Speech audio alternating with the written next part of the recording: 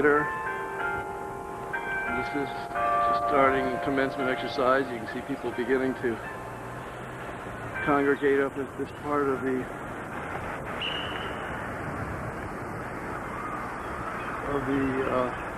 campus. We'll head to the stadium, which is quite a ways away.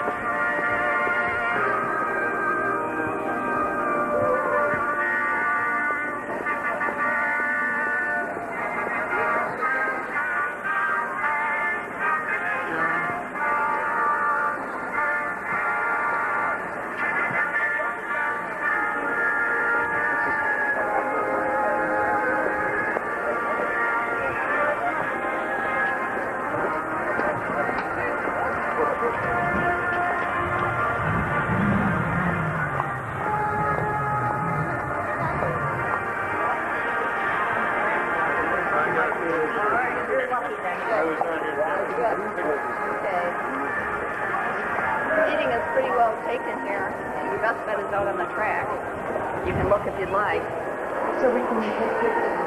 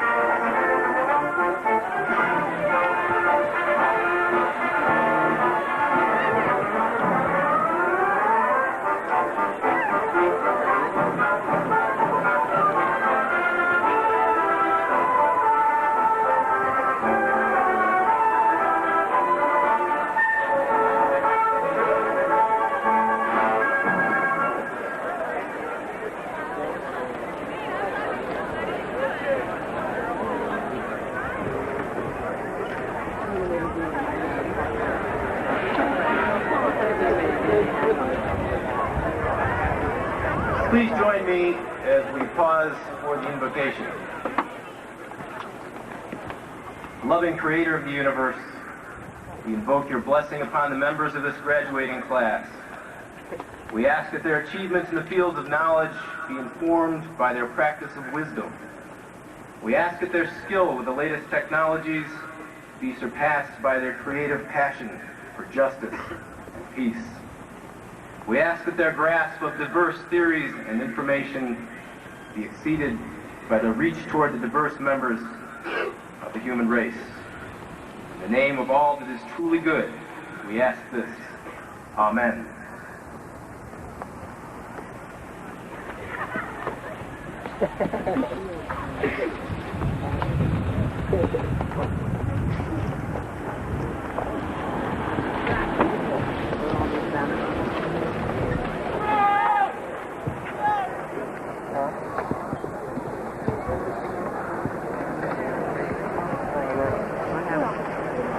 Ladies and gentlemen, on behalf of our graduates, trustees, and faculties of the university, I welcome you to the 141st commencement of the University of Rochester.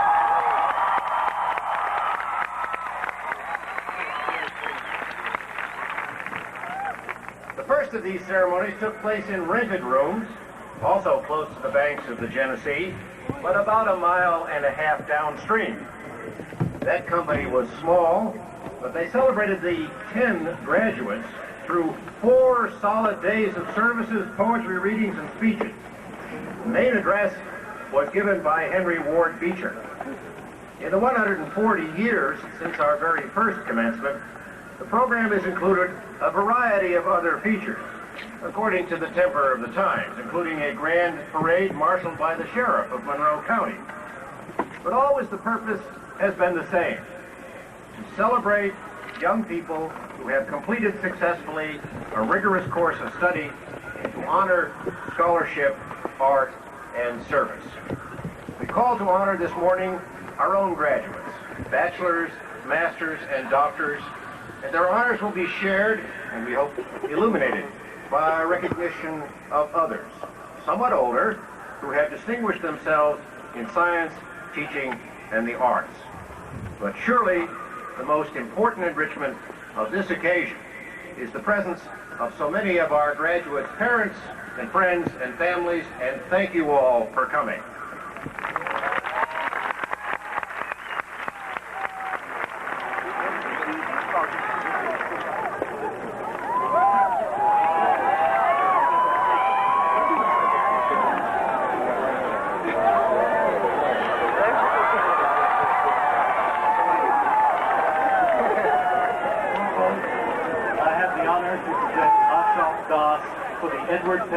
Award for Excellence in Undergraduate Teaching.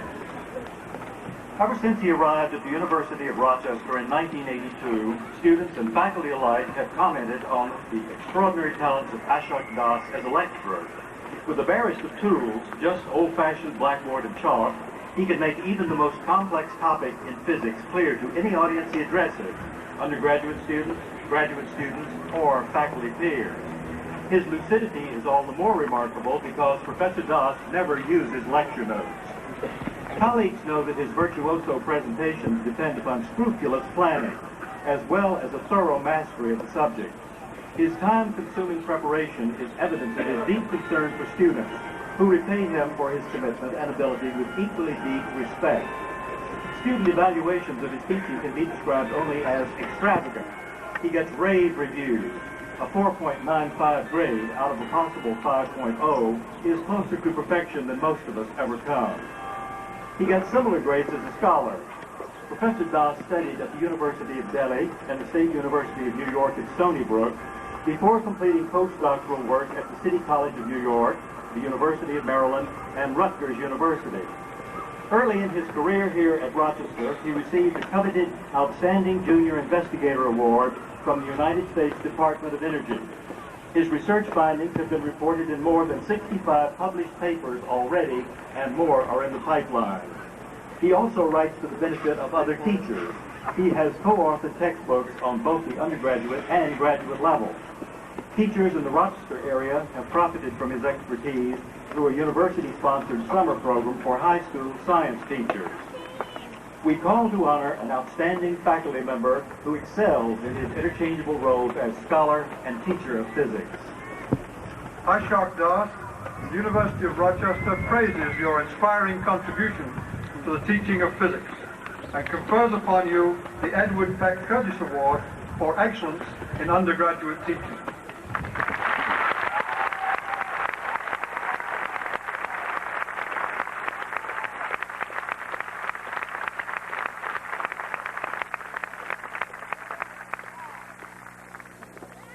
Provost, I have the honor to present Gene Johnson for the University Award for Excellence in Graduate Teaching.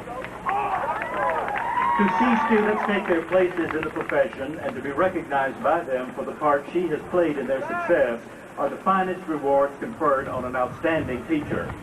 Gene Johnson, Professor of Nursing, Associate Director for Nursing Oncology, and Clinical Chief for Oncology Nursing in the School of Nursing, has been so rewarded. Her former students, themselves now faculty members, nominated her for the University Award for Excellence in Graduate Student Teaching, and they made a most persuasive case. Professor Johnson's career as a practicing nurse and scientist has been highly productive. She joined our faculty in 1979 after education and service at Yale University, the University of Wisconsin, and Wayne State University. And during her years of tenure at Rochester, we loaned her to the University of Texas and the University of Toronto for distinguished visiting appointments. Her time here has coincided with the growth of the PhD program in nursing, and she deserves much of the credit for the national recognition our degree has earned. Rochester is especially proud of its designation by the Robert Wood Johnson Foundation as a site for our Nurse Scholars Program, and she is director of that very selective program. She has been a model mentor for her students, especially those whose dissertations and postdoctoral projects she supervised. Always prompt in making incisive critiques of their work, Professor Johnson helped her students clarify their ideas, analyze data, and interpret results. Her ready availability for conferring with them conveyed her deep concern for her students' progress, although those conferences were sometimes hard on the student's ego. Students in her research seminar, a degree requirement, profited from developing a research proposal using the format of the National Institutes of Health with classmates acting as peer reviewers. During this process, they debated current issues in nursing care, analyzed research methodologies, and prepared for the inevitable chore of competing for national grants. Jean Johnson has been honored with alumna awards from her alma maters, by election to membership in the Institute of Medicine of the National Academy of Sciences, and is a fellow of the American Association for the Advancement of Science. We take great pleasure in calling to honor a teacher who has had an important role in developing the next generation of nursing scholars.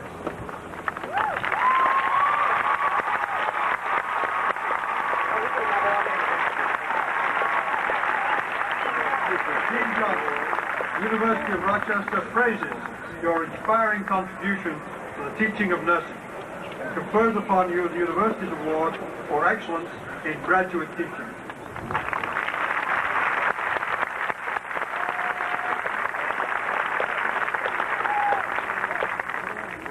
Mr. Provost, I have the honor to present Bernard Warren Harleston of the class of 1955 and Florence Cawthorn Ladd of the class of 1958 for the Charles Force Hutchison and Marjorie Smith Hutchison Medal. Because education is the quintessential reason for an institution of higher learning to exist, an alma mater takes particular pride in those of her children who carry on the educational mission. Florence Cawthorn Ladd and Bernard Warren Harleston are two such graduates in whom the University of Rochester takes pride. They have carried on the discrete twin goals of education: to foster the intellectually select and to encourage all American citizens to pursue an education to the ultimate capacity of each. With undergraduate degrees from Howard University and doctorates in psychology from the University of Rochester, these two alumni have established themselves as educational leaders in two distinctive settings. As the executive director of the Mary Ingram Bunting Institute in Cambridge, Massachusetts, Florence Ladd governs a program that gives a room of one's own within a female community to creative women who promise distinguished careers. Women already moving up their professional ladders are freed from outside duties to follow scholarly and artistic agendas among peers who are equally dedicated to advancing women into positions of leadership. A year of independent work in company with other creative minds gives the budding scholar the chance to leap in productivity and reap significant professional reward. An elite of talented women is thereby encouraged to take their places in the nation's intellectual establishment and add to its supply of generative ideas.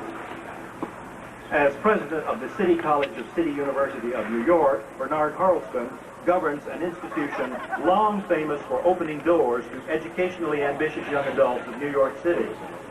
Tuition-free for many years, CCNY has long been a resource and agent for educational opportunity.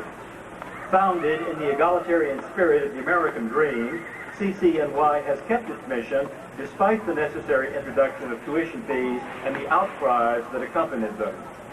Under the Harleston administration, CCNY has shown that equal access to education can mean equal results when opportunities are provided for students who did not have advantages earlier in life. CCNY is educating Americans of African ancestry, Americans from Hispanic countries, and Americans from Asia to take positions that would have been closed to them in earlier times. We call to honor 2 university alumni who have used their training at Rochester to fulfill the compelling American vision of education as the transforming agent for the nation. One serves those taking steps to advance their careers, and one helps students take the first of those steps. One helps in creating knowledge, and the other helps in magnetizing it. Individually and together, they are changing American lives.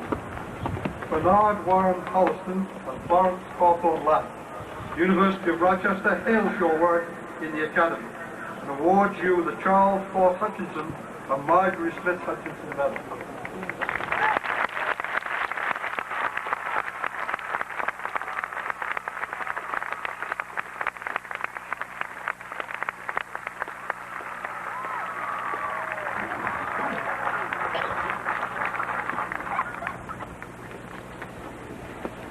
Mr. President, I have the honor to present Saul Myron Lenowitz for the degree Doctor of Laws.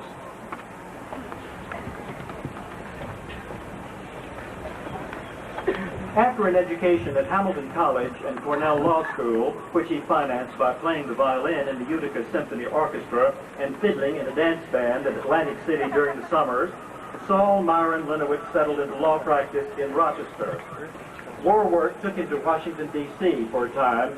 Then he came home to his practice and hosted for 7 years a Saturday night television show, Court of Public Opinion, that made him a civic figure.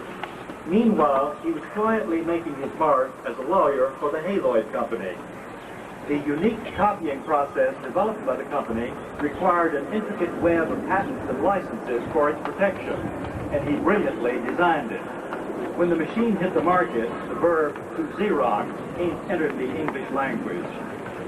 Lenowitz was one of the chief architects of the Xerox Corporation's mythic post-World War II growth when he drew up the framework for the company's expanding international operations. He seemed to personify the truth of George Bernard Shaw's maxim, quote, "We have no more right to consume happiness without producing it than to consume wealth without producing it," end quote. He also had definite views about reproducing, once remarking, quote, "What good is it to be able to instantly reproduce thousands of copies of something if all that is being reproduced is junk," end quote. As the company grew, so did his opportunities for public service.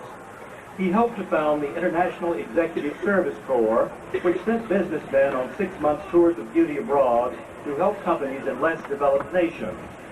As a member of the Board of Trustees at the University of Rochester, he elevated our ambition and goals, assisting us to move in national and international educational circles.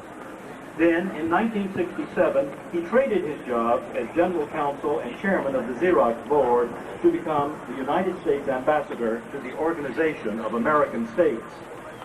He was chosen not only for his stature as a business luminary who could get things done, but also for his concern with the quality of life for all peoples.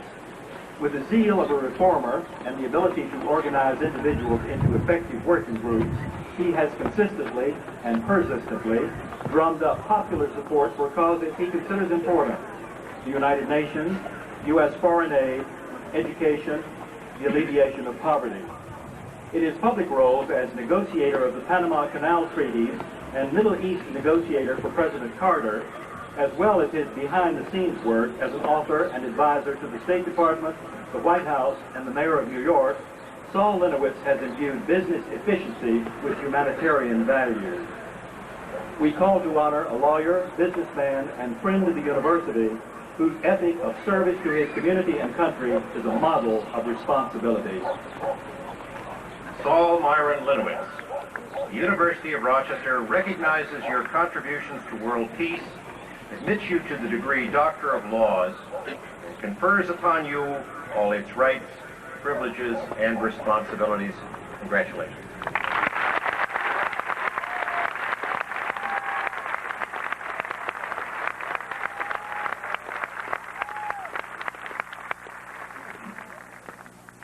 Thank you very much, Dr. O'Brien. I'm grateful for that fine award and for the roughly accurate words of presentation. It is a great honor for me and a great pleasure to be receiving this degree from the University of Rochester. As you've heard, for a number of years I had the privilege of serving as a trustee of this university, and much of my life here in Rochester was intertwined with that of this university. So this is an especially meaningful occasion, and I am truly and deeply grateful. While I am here as an instant honorary alumnus, let me take the opportunity to say just an avuncular word to those of you who are graduating here today. Some years ago, a man named Leslie Towns, better known to you as Bob Hope, spoke at a university commencement, and he said this: "To those of you who are about to go out into the world and want my advice, here it is. Don't go."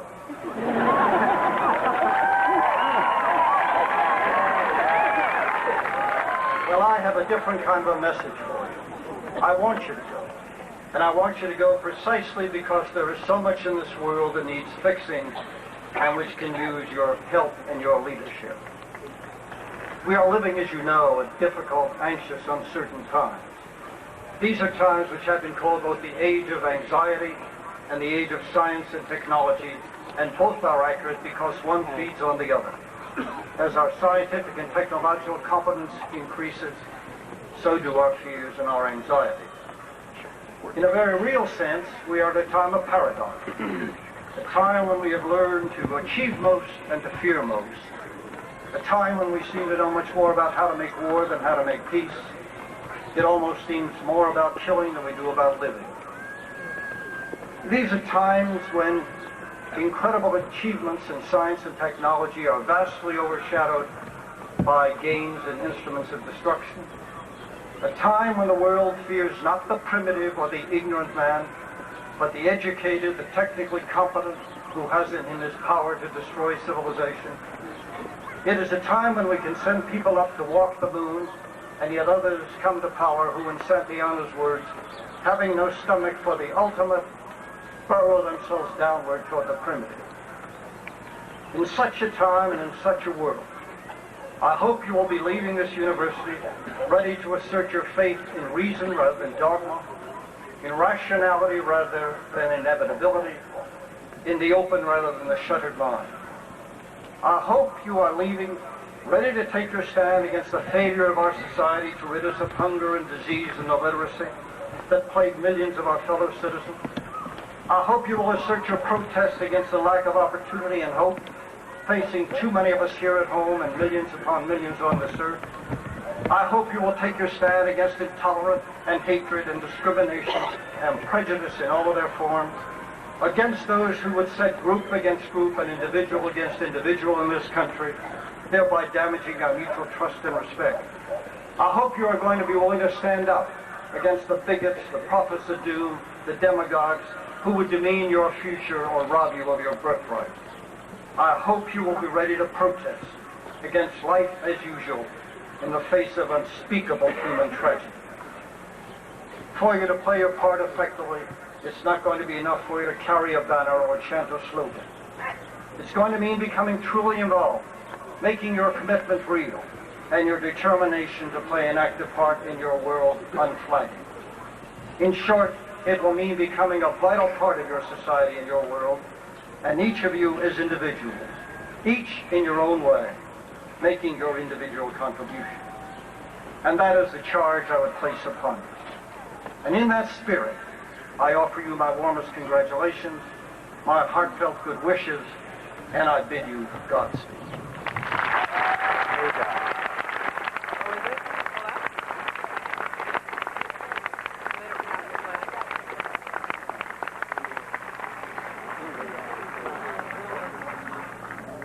Mr. President, I have the honor to present Philippa Marek and John Kapler for the degree Doctor of Science.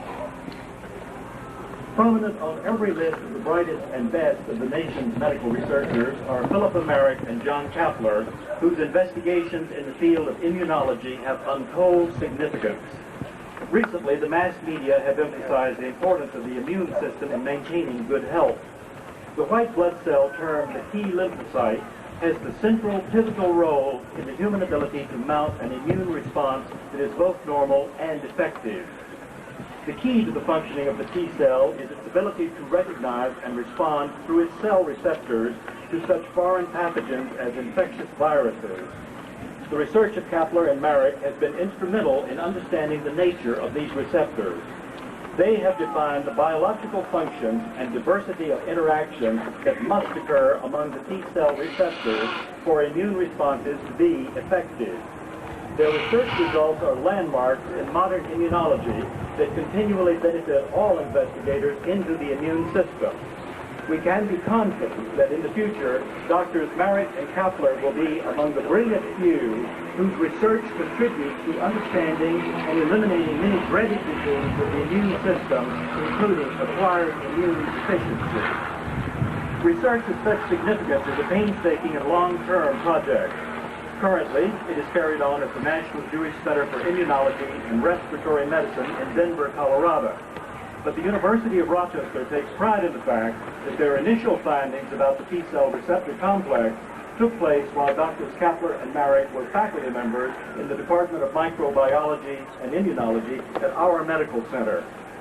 As recipients of numerous grants, members of the U.S. National Academy of Sciences, and co-holders of the Royal Society Wellcome Foundation Prize, they have already achieved international superstardom among medical researchers. We call to honor a team in the distinguished tradition of Marie and Pierre Curie, whose scientific discoveries are moving forward the frontiers of medicine. Philippa Marek and John Kapler, University of Rochester applauds your contributions to immunology research, admits you to the degree Doctor of Science, and confers upon you all its rights, privileges, and responsibilities. Congratulations.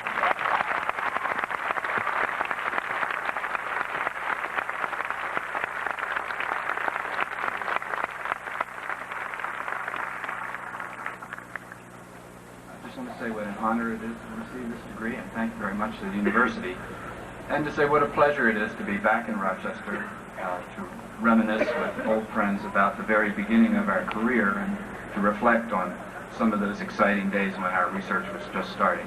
Thank you again.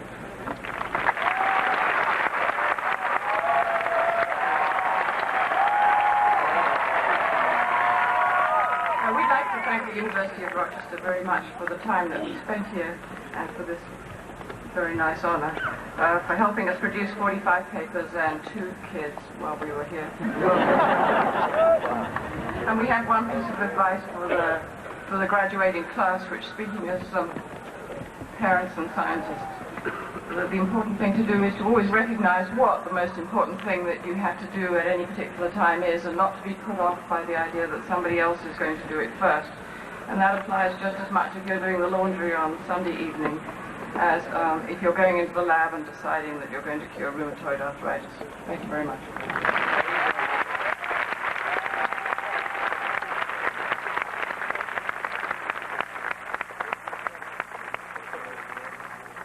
Mr. President, I have the honor to present Lamar Alexander for the degree Doctor of Laws.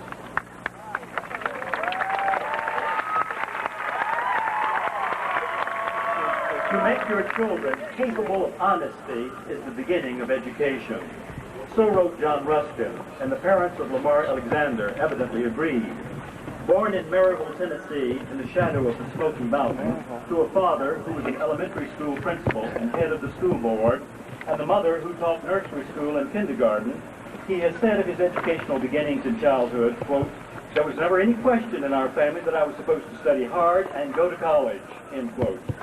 He studied and went first to Vanderbilt University, where he was a Phi Beta Kappa, and then to New York University, where he took his degree in law. As a young law clerk in New Orleans, he supplemented his income by playing trombone in a Dixieland band. He then returned to his home state and successfully practiced law before entering the colorful arena of Tennessee politics. After a famous 1,022-mile walk across the state talking to voters, he was elected governor in 1978. He immediately set about reforming and improving the Tennessee school system, later remarking, quote, "Our schools were doing a perfectly good job of graduating students prepared for the 1950s, but the world suddenly changed. We're living now in an era of thinking for a living. And if you're working in a factory and all of a sudden your job depends on a computer and you can't read the manual or operate the computer, you're in trouble," end quote. After 9 years as an education governor and one as chairman of the Leadership Institute at Belmont College in Nashville, he was appointed the president of the University of Tennessee system in 1988. In a newspaper interview, he said candidly that in 5 years he would like to be thought of as an educational Count Basie. Basie, he said, was not much of a piano player himself, but brought out the best in others. Quote, "I don't believe I'm the best piano player or the best educator myself, but I hope I can be really good at helping the different departments in colleges," end quote. So he proved to be, but for only 2 years. He was impressed with the sincerity of the man who wanted to be known as the education president. He also knew the necessary qualities in a secretary of education, such a man. Quote, "First, someone who could speak common sense. Second, the president's helper in being an agent for change in American education," end quote. In 1991, Lamar Alexander became the U.S. Secretary of Education. We call to honor a man whose values, experience, and honesty kindle the hope of us all that the coming years will be indeed the education era in America. Alexander, the University of Rochester salutes your accomplishments in education, forms, and admits you to the degree Doctor of Laws, and confers upon you all its rights, privileges, and responsibilities. Congratulations, Mr. Secretary.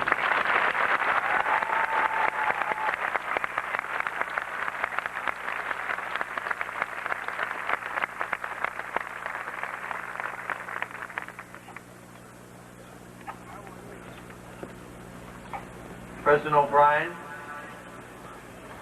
honorees, distinguished members of the faculty,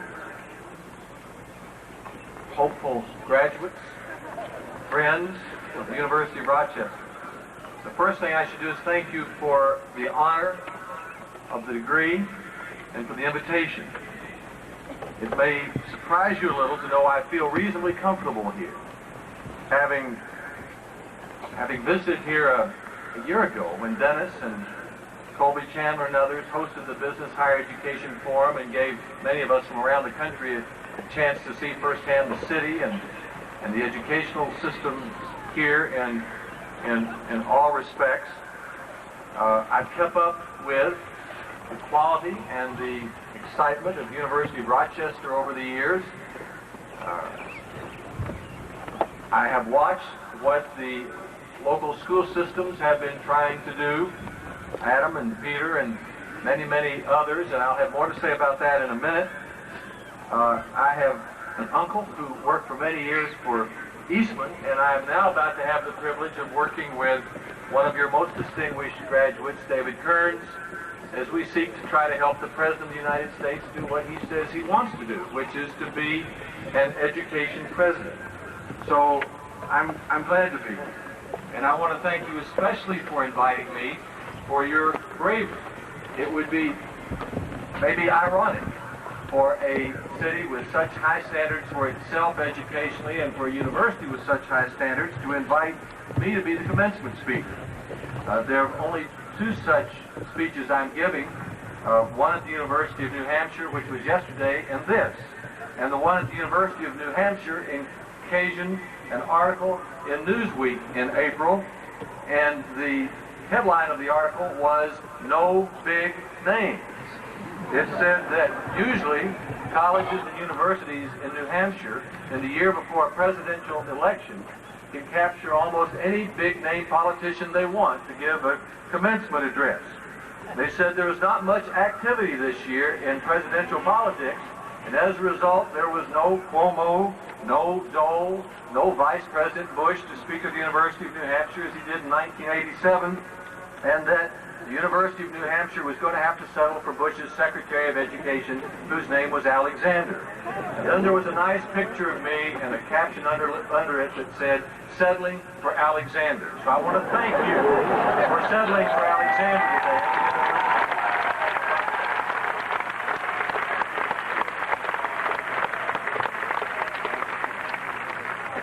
That article doesn't faze me because I've suffered many indignities before. I am a former governor, and I have been a university president, and either of those know what an indignity is. For example, when I am in Tennessee, I suffer this problem. Because I'm not governor anymore, people will come and stare at me in the face trying to figure out who I used to be. One man last year, when I was stopped in the mountains on a Saturday afternoon, this is literally true, followed me around the store after I bought a Dr. Pepper and a candy bar, followed me out to the car, looked me right in the face, and finally said, "Aren't you Alexander?" I said, "Yes, sir." He looked at me a few seconds more and then said, "You don't favor yourself." And then I think Dennis O'Brien will appreciate this. He's been a distinguished university president for a long time. It's not that people try to do things to you, they just happen on a campus.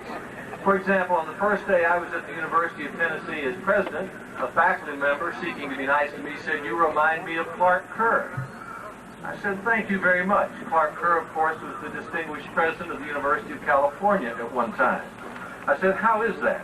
And the faculty member said, "Well, you know, he arrived and left the same way, fired with enthusiasm." And then the very next day, a faculty member, trying to be nice and welcoming, mentioned that she had heard Dick Estelle read a book I had written about the time we lived in Australia on National Public Radio. So she said to me, "Oh, Mr. Alexander, I enjoyed so much hearing Dick Estelle read your book on National Public Radio." "Thank you," I said. And she turned to walk away and then turned back. She said, "You know, I think Dick Estelle could make the telephone book sound interesting." So I'm prepared for all indignity. When I became president of the University of Tennessee, I suddenly realized that no one had told me that I had to attend 20 commencements a year. We have 5 campuses, and they erupt 4 times a year with graduates, and there I was going. I wasn't looking forward to it, to tell you the truth. But I found after each one that I loved being there, because I have never gone to any event that approximates a commencement. No one is there who is unhappy because they don't have to be there.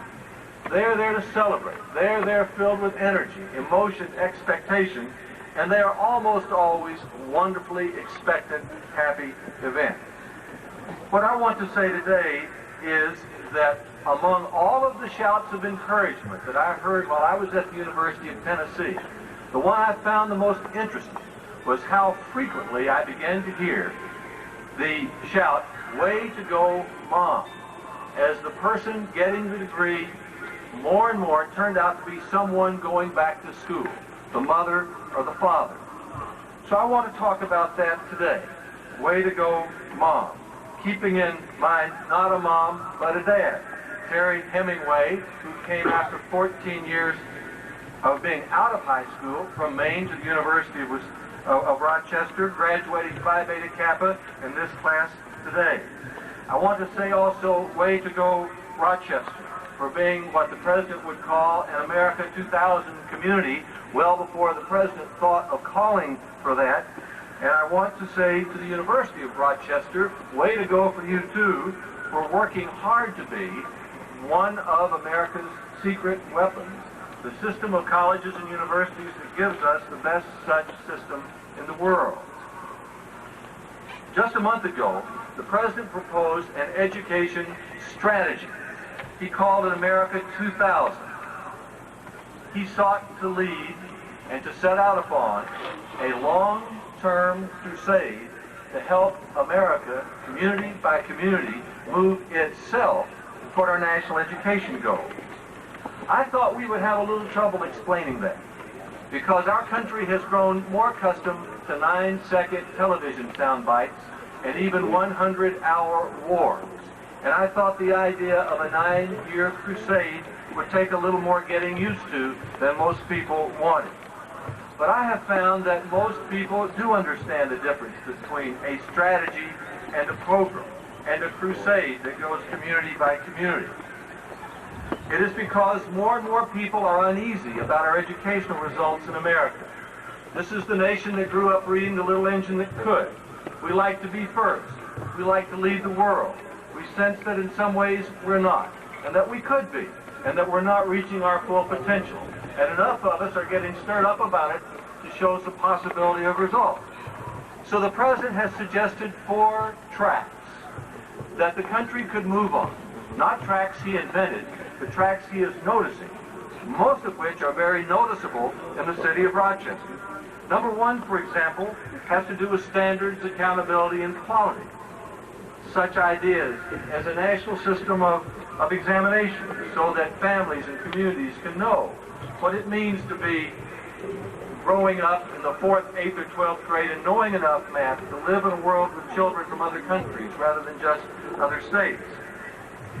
As every sociologist would know at the university, it's important to get some expert reaction to the President's proposal for such a national examination, and so I did. 13 letters arrived just last week from the Moss Haven Elementary School 4th grade in Dallas, Texas. They applauded the President's proposal. The first one said, "Dear Uncle Lamar, I think the national exam is a good idea. Your nephew, David Carl." Sitting next to him was Katie Smotherman, who wrote it. "Dear Secretary Alexander, I feel very good about the national exam. I like taking tests. Some people think I'm weird, though. Love, Katie." Jeffrey Harrison agreed. "I think you have good ideas for education. I'm in your nephew David's class. He is a nice kid. I hope your job runs smoothly." And finally, Angela Avery in the 4th grade summed up in 2 sentences most of the debate about the idea of the American Achievement Test. She said, "I think having a national exam is both a good and a bad idea. The reason it's a good idea is that we can see what we need to learn and what we already know. The bad things are, it may not make any difference, and then we would have wasted a lot of time." Love, Angela. The second track that the President sought to encourage us to follow was the idea of starting from scratch, of rather than continuing to make the Pony Express run faster, to step back on occasion and imagine the telegraph, to realize that the world has changed, that most of the impediments have to do with the structures in which we try to achieve the results we think we ought to have. He visited, for example, the Saturn School in St. Paul, Minnesota this week to point out an example like that. The third track that the President talked about was the idea of grown-ups going back to school. I began to notice that at the University of Tennessee. I was a little surprised by the pervasiveness of it. A third of our students over the age of 25, 60% of our community college students over the age of 25. You're beginning to notice that more at the University of Rochester. I mentioned the example of Terry. You may have noticed the President of the United States going back to school, learning about computers. That's not the easiest thing to do in the world. The President was trying to describe just last week the National Academy of the Sciences, what it was like for a man 66 or 67 to learn computers for the first time. He said, quote, "I learned to turn one on. Push the button down here and one up here with a green thing on it." And out came a command to somebody that I had written out. I pushed the button.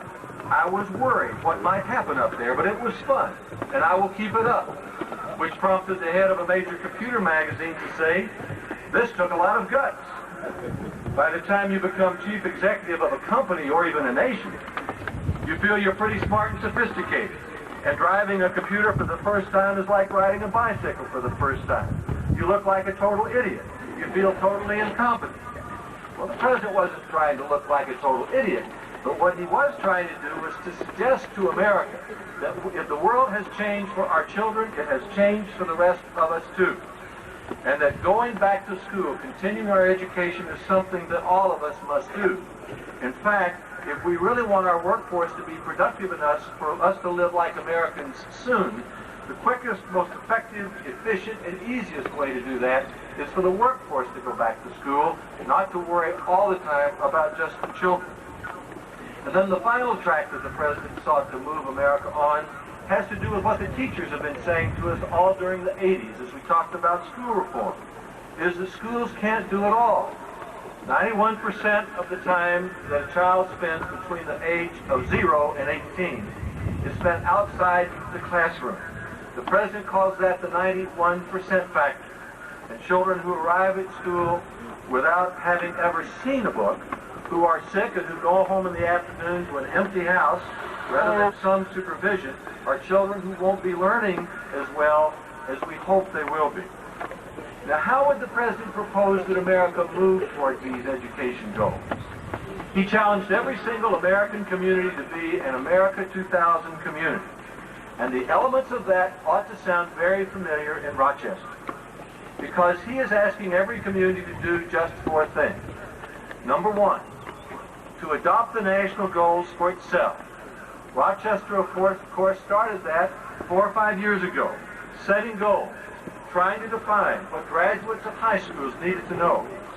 Number 2, to develop a community strategy to reach those goals, knowing that a strategy developed in Washington or anywhere else won't make much difference. It's got to be cooked up at home. Rochester has tried to do that too. Number 3, each community should develop a report card to measure its progress toward its own goals. Rochester is struggling with that. And 4th, that an American 2000 community would agree to create at least one of the new generation of American schools. And Rochester has experimented with that. I'm sure it must trouble Rochester some to worry about the inefficiency of all this, the failures that come with successes. But coming at it from out of town, I can tell you that the most encouraging thing I find about coming to this city is that at the university and in the community at large, that it has been doing for several years, but the President of the United States hopes most communities will do, and that Rochester already is an America 2000 community. Colleges and universities, as we seek to reach our potential as Americans, are our secret weapon. We indeed do have already the finest system of colleges and universities in the world. We are the only country in the world with a broad and sophisticated set of private education. And it is still true that an adult going back to school is the surest way to set a good example for educating children. That colleges and universities are the quickest way to educate our workforce well. They are the surest way in America to help people move from the back to the front of the line, to help us understand our democracy. And our colleges and universities, especially research universities such as Rochester, will help America continue to be the world grand champion in research and technology. So my message today is a very simple one of encouragement. It is way to go Terry, who represents the larger number of American men and women who are going back to school, continuing their education to reach their full potential. It is way to go Mr. President for going back to school, going to his computer lessons, setting it as an example. It is way to go the University of Rochester for continuing your quest for quality and excellence. And it is way to go especially to the city of Rochester for already being an America 2000 community as the President would hope you would be. and especially to all of you today who are graduates. Whether you are continuing your education after a stop or whether you have moved right along after high school, way to go especially to you for taking those steps necessary to reach your own potential. That is the only way that America itself will reach its potential. That the nation that grew up reading The Little Engine That Could will be first again, be what it wants to be what it ought to be. That is the goal of America 2000. Thank you.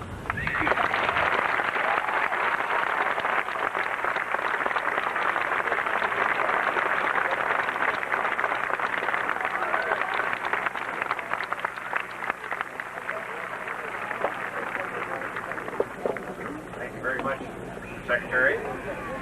We're glad to hear about potential. We expect we haven't quite reached yours yet, so we think we'll expect even greater things as Secretary of Education. Let us proceed. Candidates for the degree Doctor of Philosophy will please rise. Mr. President, on behalf of the University Council on Graduate Studies, I have the honor to present these learned candidates for the degree Doctor of Philosophy. The University of Rochester, upon the recommendation of the faculties, admits each of you to the degree Doctor of Philosophy and confers upon you all the rights, privileges, and responsibilities of that degree. I offer also my personal congratulations on your attainment of this high degree, and I welcome you to the Fellowship of Scholars.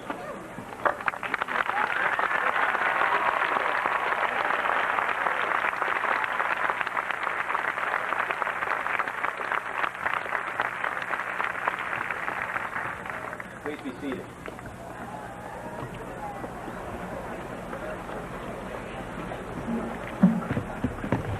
Will the candidates for the degree Doctor of Musical Arts in the Eastman School of Music please rise? Mr. President, on behalf of the faculty of the Eastman School of Music, I have the honor to present these gifted candidates for the degree Doctor of Musical Arts.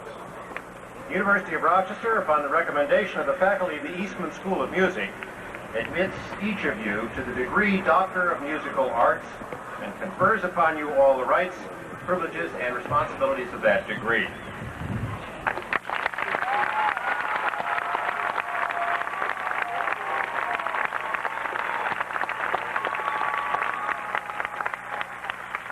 Please be seated.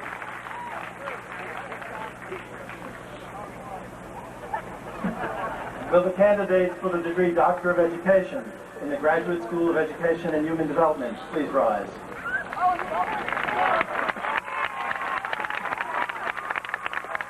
Mr. President, on behalf of the faculty of the Graduate School of Education and Human Development, I have the honor to present these scholarly candidates for the degree Doctor of Education.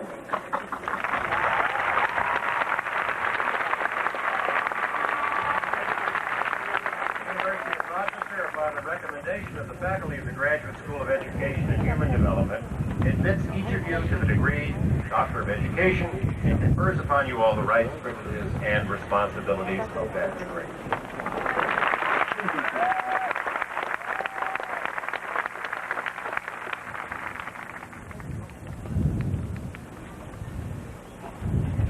Will the candidates for the degree Doctor of Medicine please rise?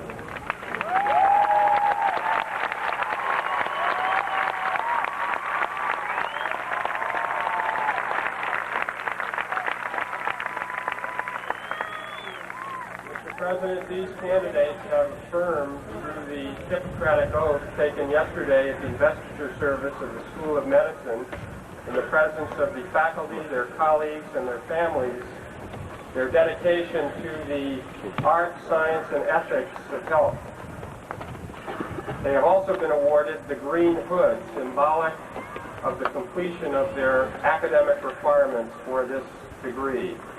It's therefore with great pleasure that on behalf of the faculty of the School of Medicine, I present these candidates to you for the degree Doctor of Medicine.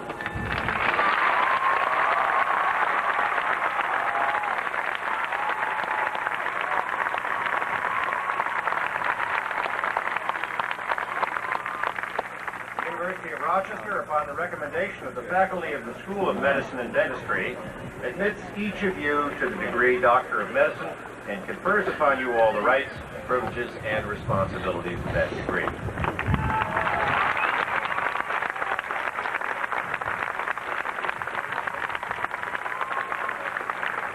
The candidates may be seated. Thank you.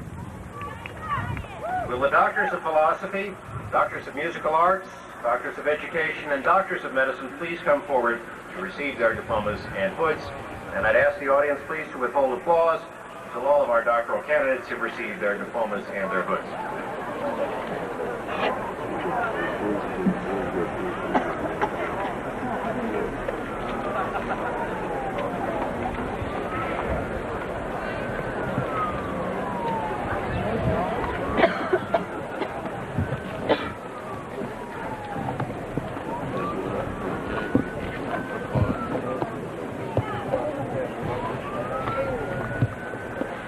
For the degree Doctor of Philosophy, Jane Marie Ackerman.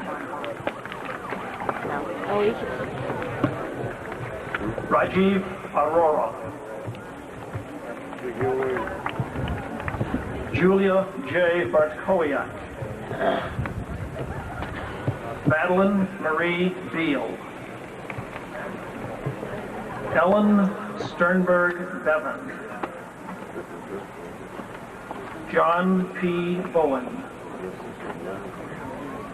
Judith Luque Bregas. Jean Kimber Brown. Dale Allen Borelli. Roland Kurt Burgess. Linda Carter Jessup. Karen M. Sarosaletti. Xiaopeng Chen. Sander Chen. Chenming Zhong. Pedrag Chikovachki. Melissa C. Colbert. Lawrence Allen Crowell. John William Dankworth. Tamarparni Dasu. Lingjin Dong. Demetrios M. Emiris. Arif Tanja Erdem.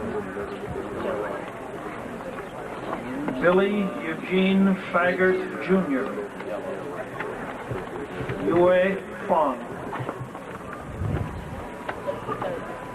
Patricia Scott Fitzpatrick. Christina M. Frederick.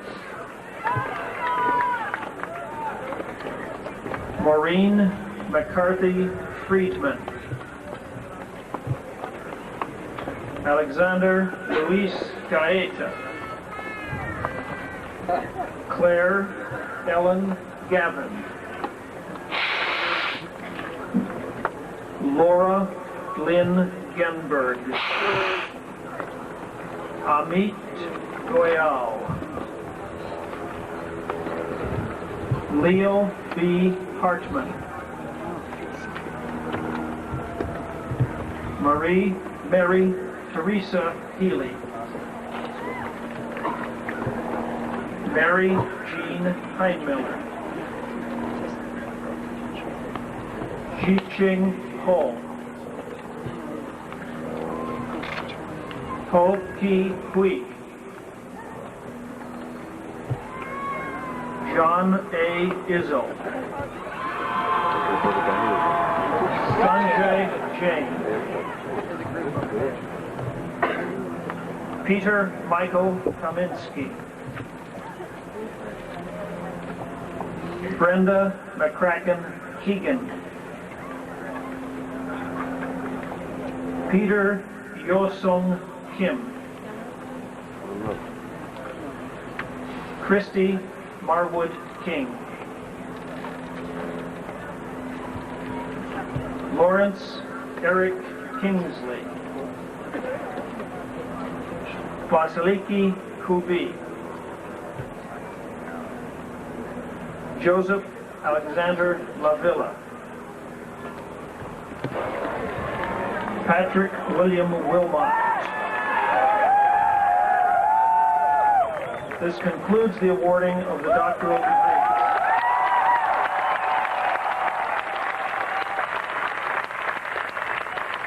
All of the doctors of philosophy, doctors of musical arts, doctors of education, and doctors of medicine, please rise to their applause.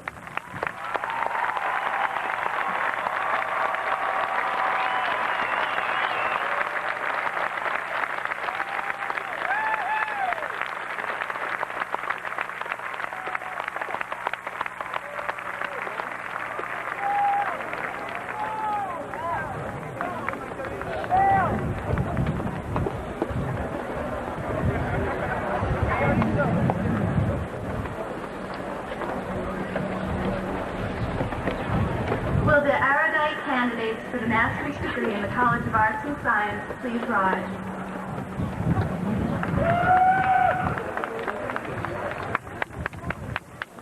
Will the notable candidates for the Master of Music in Eastman School of Music please rise?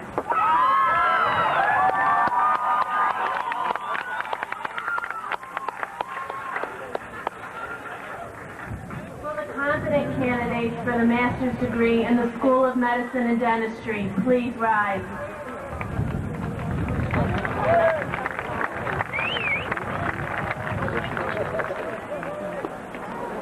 Will the studious candidates for the master's degree in the Graduate School of Education and Human Development please rise?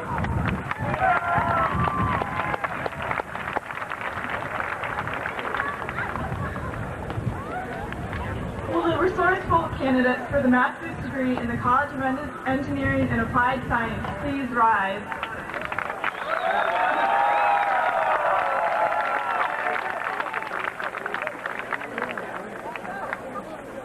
Will the knowing candidates for the master's degree from the School of Nursing please rise?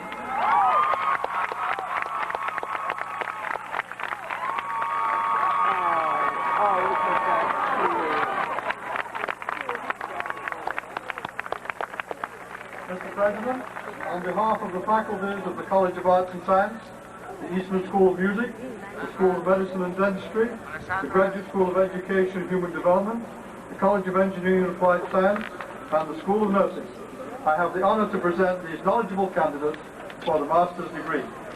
The University of Rochester, on the recommendation of the faculties of the respective colleges and schools, admits each of you to the master's degree for which you have been recommended, and confers upon you all the rights, privileges, and responsibilities of that degree.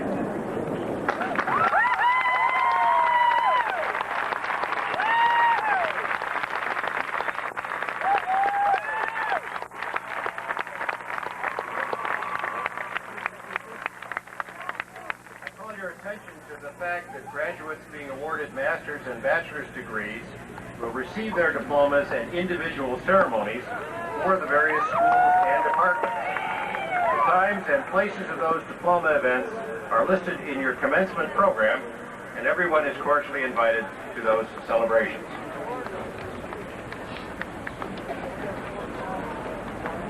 Will the accomplished candidates for the bachelor's degree in the College of Arts and Science and in the University College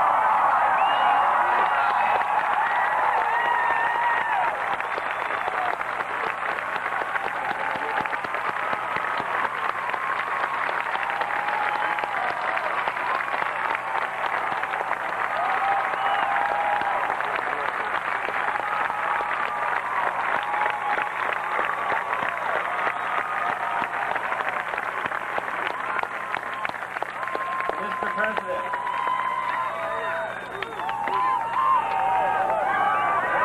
Mr. President, on behalf of the faculties of the College of Arts and Science and of the University College of Liberal and Applied Studies, I have the honor to present these candidates for the degrees Bachelor of Arts and Bachelor of Science.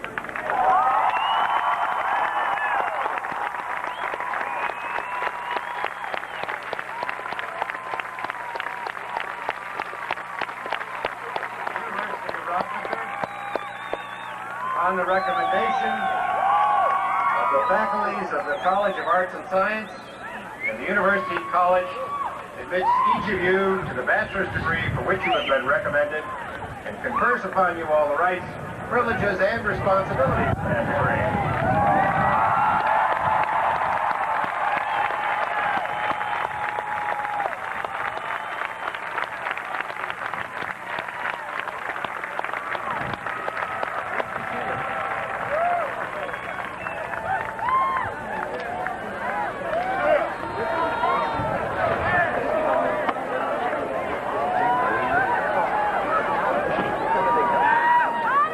Will the noteworthy candidates for the bachelor's degree in the Eastman School of Music please rise?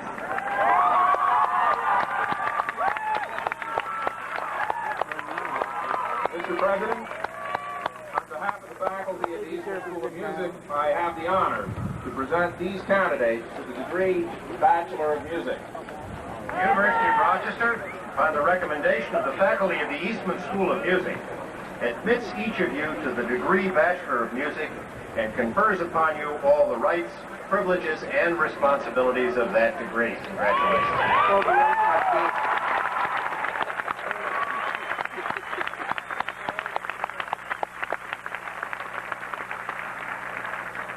Please be seated.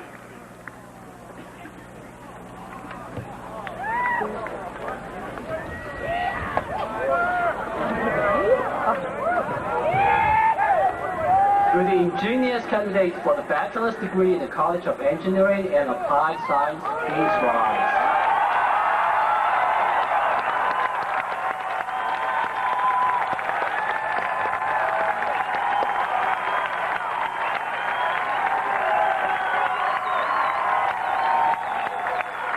Mr. President,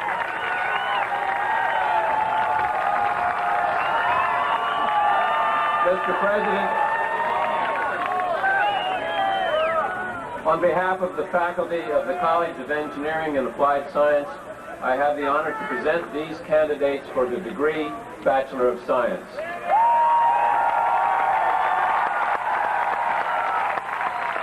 The University of Rochester, upon the recommendation of the faculty of the College of Engineering and Applied Science, admits each of you to the degree Bachelor of Science and confers upon you all the rights, privileges, and responsibilities of that degree. Congratulations.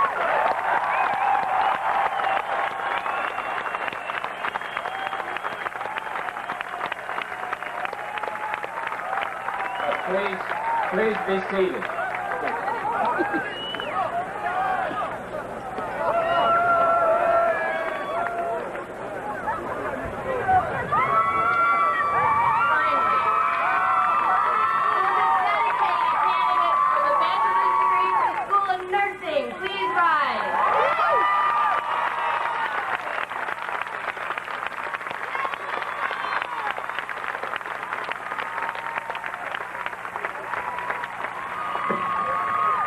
Mr. President, on behalf of the faculty of the School of Nursing, I have the honor to present these candidates for the degree Bachelor of Science. The University of Rochester, upon the recommendation of the faculty of the School of Nursing, admits each of you to the degree Bachelor of Science and it confers upon you all the rights, privileges, and responsibilities of that degree, and congratulations, Sergeant.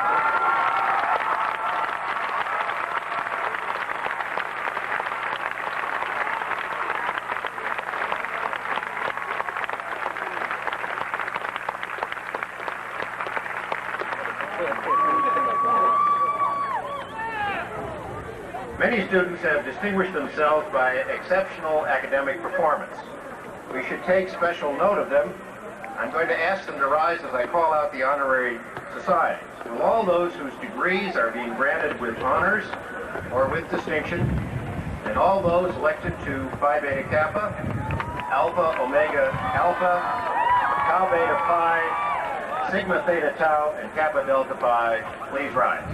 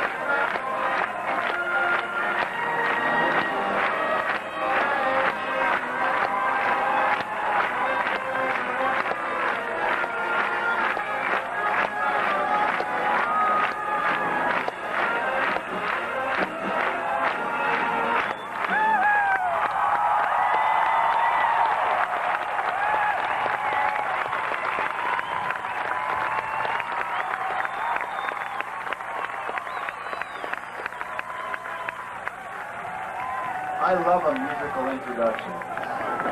Good morning. As the president of the Alumni Association, I'm pleased to welcome you as our newest members. Today you join a group of more than 65,000 interesting and diverse alumni, many of whom are active and vigorous in their support of the University of Rochester. As liaison between the university and its former students, your Alumni Association encourages your enduring involvement in the life of your alma mater. We, your fellow alumni, first say thank you for choosing the University of Rochester. By your very presence, you have made this a better place. A very thanks to those of you who have excelled academically. Your achievements have enhanced the value of all of our degrees. As alumni, you and I have chosen to establish a lifelong relationship with the university. We alumni are the ambassadors, the lifelong trustees, the makers, and the keepers of the university's traditions. My request to each of you today is that you will reserve a special place in your heart for the University of Rochester as you continue that lifelong relationship. Congratulations to you and to your families, and best wishes for success.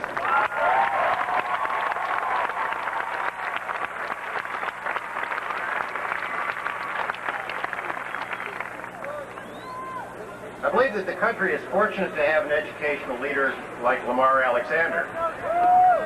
Proof of his wisdom is, of course, that he chose as his first associate David Kearns, University of Rochester's class of 1952. You realize, Mr. Secretary, that this precluded Mr. Kearns' continued service as chairman of our capital campaign. However, since you gave such a nice speech, I forgive you. The problems of America at the close of this revolutionary century often seem beyond solution. None are more pressing, I believe, than the educational challenges to which the Secretary will now address himself.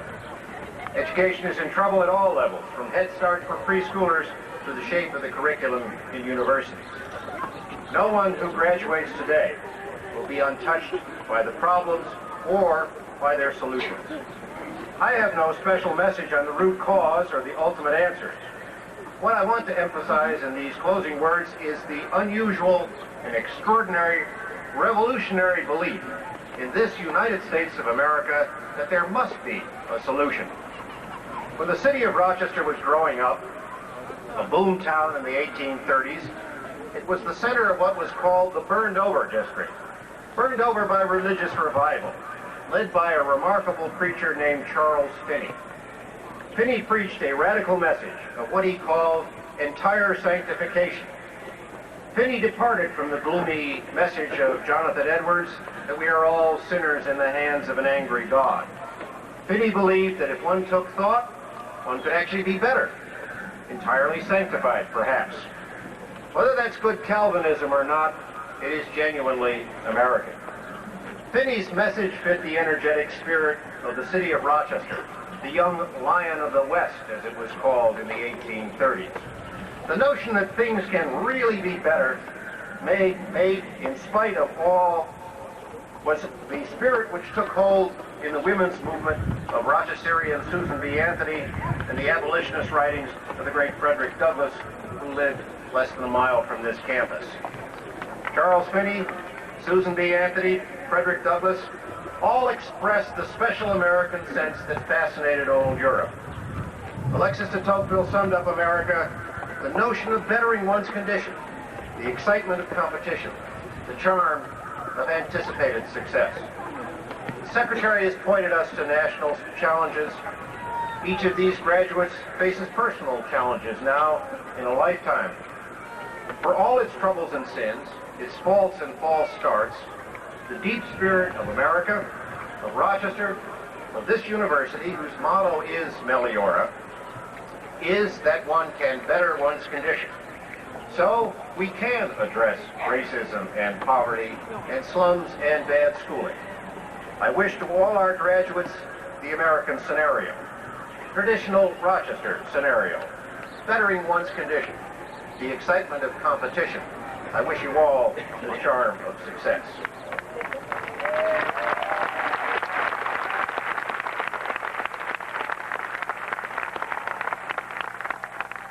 We are about to conclude this part of our commencement festivities, but I remind you of the luncheons, receptions, and diploma ceremonies which will continue into the afternoon.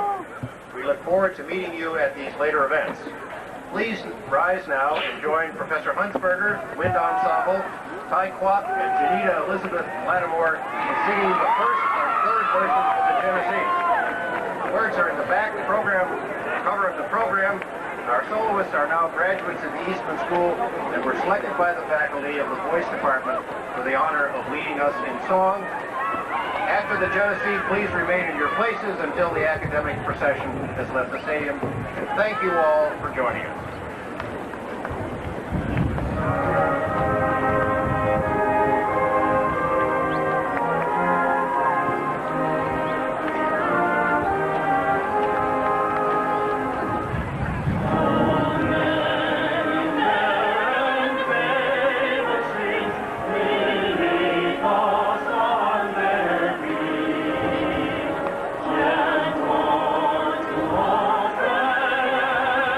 Sing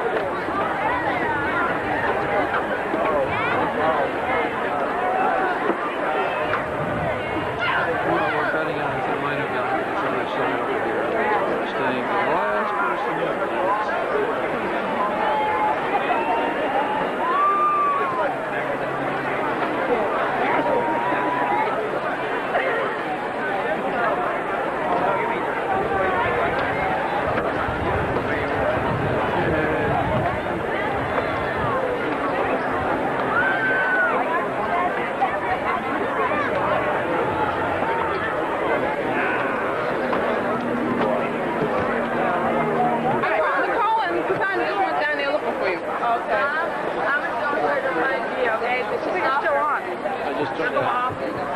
Get the cap on.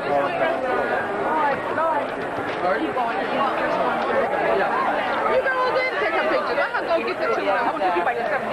You can still take a picture. Huh? And she goes get the two.